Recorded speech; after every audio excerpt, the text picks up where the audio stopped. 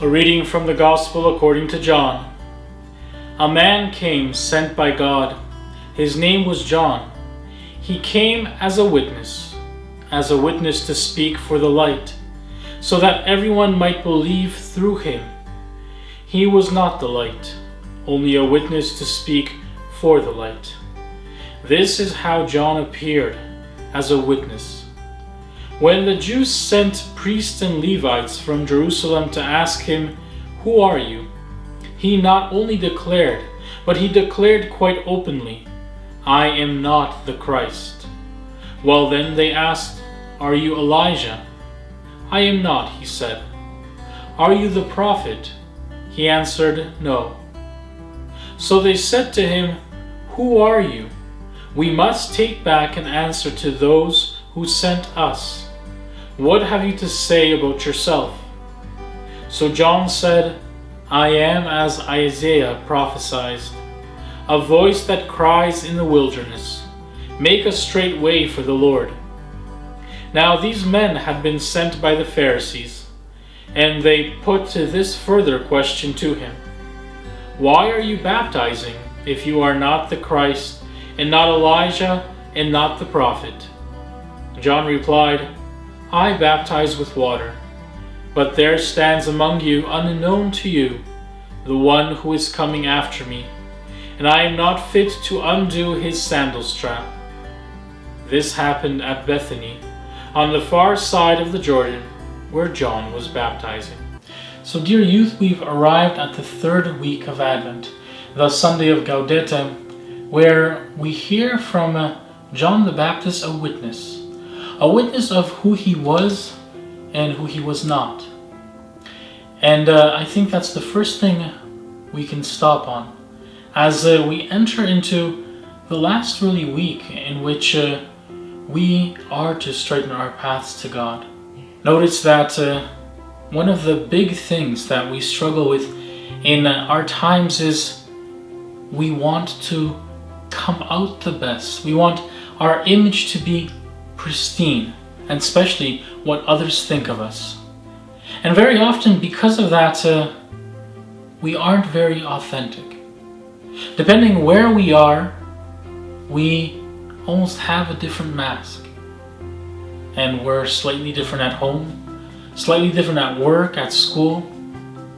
And what's worse, we often present there different realities. We underline different things about ourselves.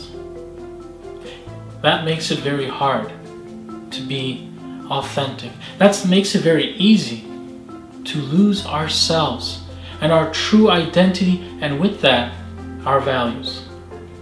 So in this third week, we want to ask ourselves, first, who are you? The young man, the young woman that is getting ready to receive God in your heart. Who are you actually? Not how you want to present yourself to God, but with your weaknesses, with all the mud that may have accumulated through the years, through the months. Who are you now? Now we hate doing that because nobody likes their dark sides. Nobody likes to talk about or underline their weaknesses, and we think God hates that even more, and God will judge us for that. But the truth is, if we don't come to terms with what are my struggles, if we don't present them, I'll say more, if we don't give them back to God, we will never conquer them. We will never get past them. That's why a first spiritual activity for this third week is ask yourself, who am I on this road to God? The second important thing in this third week is the Sunday message itself. It is the Gaudete Sunday, the Sunday of joy. And joy is another problem in today's world. We all wish each other joy. We all want to be people of joy and authentically joyful. But very often we forgot what joy is. Even if you go online and Google joy, A definition that often comes up says, it is the fulfillment of an area in my life. And therefore, joy seems like an external thing that comes to me. But notice that as much as we fall into that trap of thinking that joy is an external fulfillment that makes me happy, we also as human beings know that all the joys that externally come to us and have come to us from the first days of our life are temporary. They finish. We eat a lollipop, the lollipop finishes, the joy is gone. And therefore, we somehow have it ingrained, or very often ingrained, that we don't expect much joy to last. We don't expect joy to be permanent. Yet Jesus says, I come to give you joy and give you joy in its fullness. Do we believe that the fullness of joy is possible?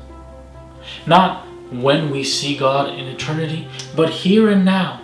God wants to give us the fullness of joy, not with something that will happen, not with an idealism of the world, but with Himself. And that's what Christmas is about. It is Christ coming to us and saying, I am fully yours. I want to be your joy. Brothers and sisters, do we want God to actually be our joy? Do we trust Him enough in our lives to say that, yes, you are going to be my fulfillment? Do we believe that joy isn't dependent on me, but on my relationship with God and fulfilling that relationship in my life?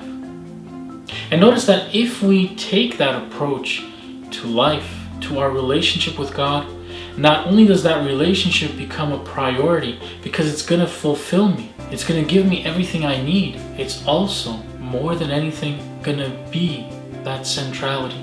I won't have to wonder if I have time to say my prayers, if I have time to interact with God, or should I uphold a certain value here or there. It will be a natural outcome of who I am as we walk through this third week. Maybe ask yourself, what is joy to you? Do you think that joy is only the things that come from outside?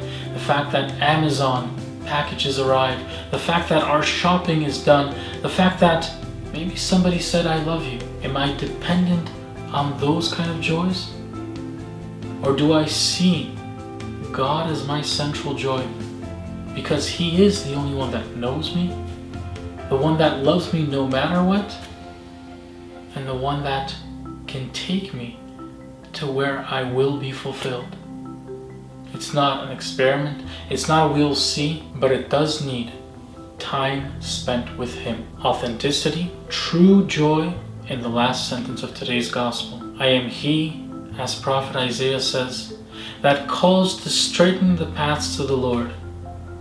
A reoccurring theme in Advent, because that is the mission of Advent, that we straighten our paths to God.